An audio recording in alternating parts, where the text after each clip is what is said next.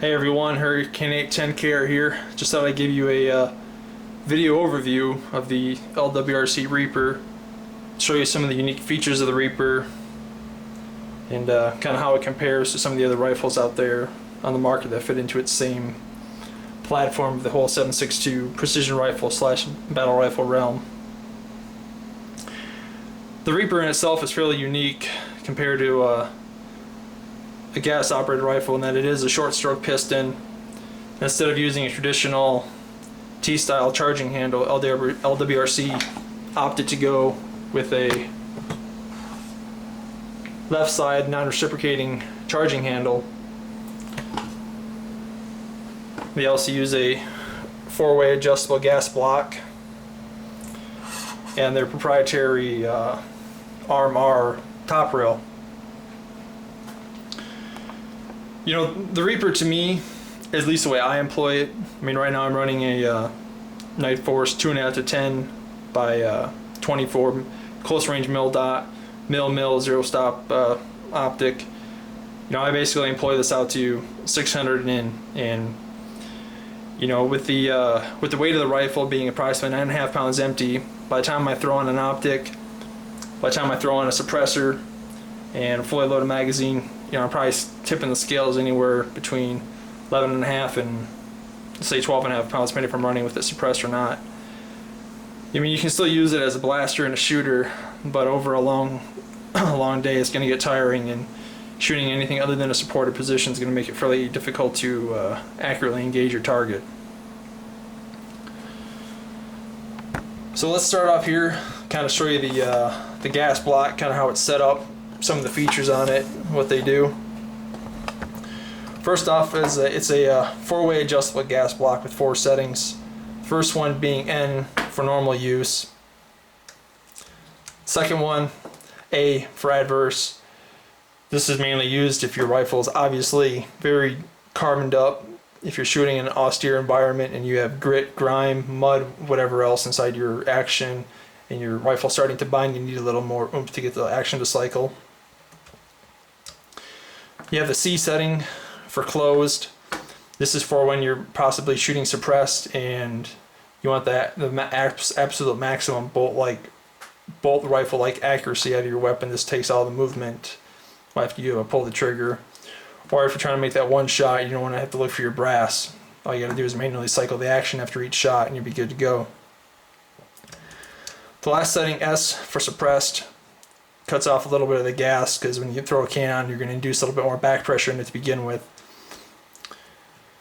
The interesting feature that LWRC put into this is they made it so you don't have to look at it at night. You can just do it by feel. So if you start off with the gas regulator on the end side, you can see it's more of a smooth setting. So at night, you know, under stress, no light, you can actually just feel it and be like, okay, yeah, hey, I'm on N. And if you use an acronym NAX, and if you're behind the rifle and you rotate the gas block to the left, you know your next setting is going to be A, then it's going to be C, followed by S, and then back to N.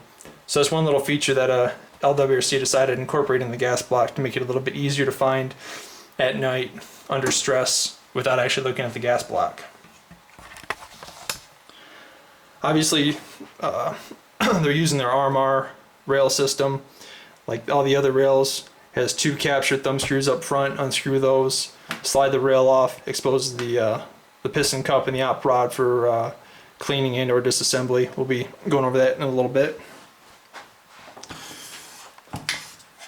The REPR uses a ambidextrous bolt catch, which is pretty unique and makes it a little bit easier for a right-handed shooter to lock the bolt back to the rear without taking his hand off the pistol grip and losing positive control of the weapon.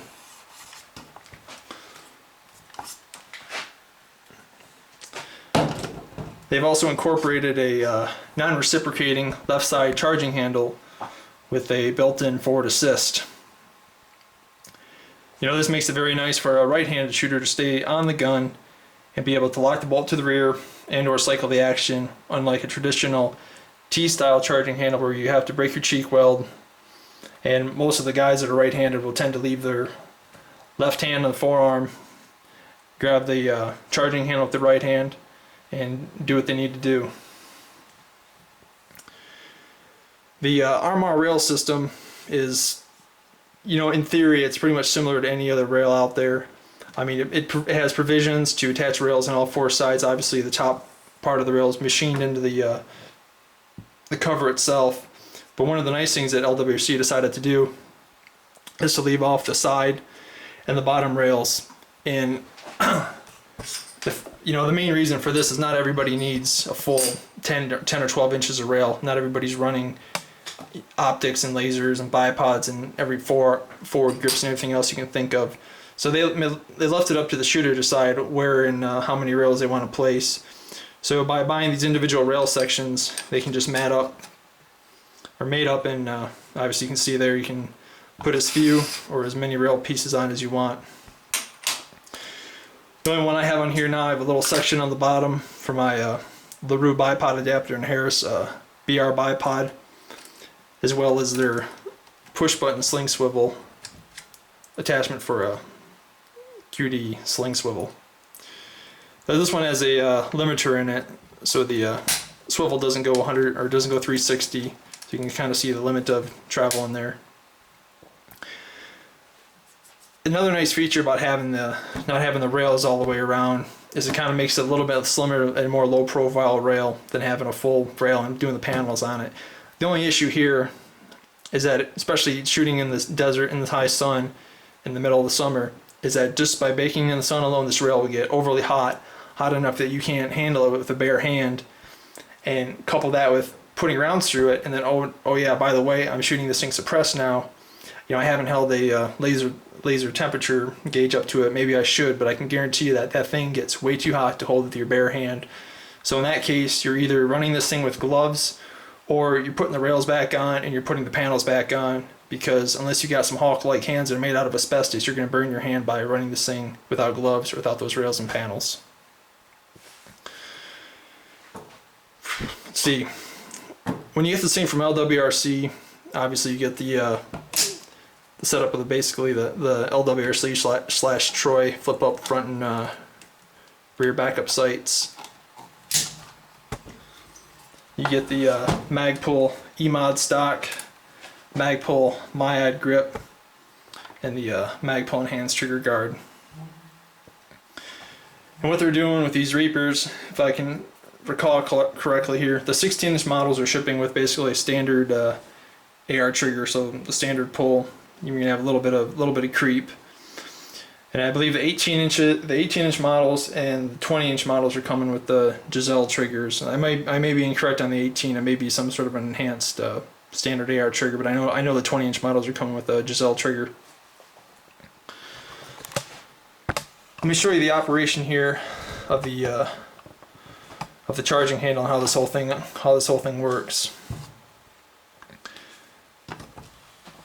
So when it's locked in the forward position, there's a small ball and detent up on the front that prevents the charging handle from going to the rear inadvertently.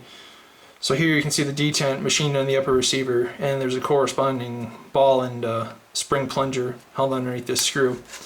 So when it's forward, it locks in and prevents it from sliding to the rear inadvertently. It's also a built-in forward assist. As you can see, this thing, the charging handle pushes in, and there's another spring-loaded plunger that pushes through the receiver and engages the bolt. So by chance you have to use the forward assist function, all you got to do is push the charging handle in, push it forward, and it should alleviate any issues with seating your bolt forward.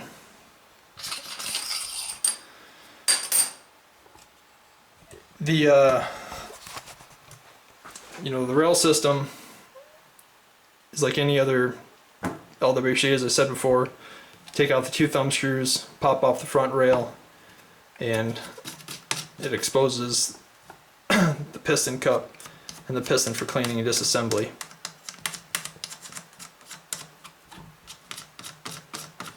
The rail simply slides about a quarter inch to the front and just pops off. And you can see there's four retaining pins that'll hold the top rail in place.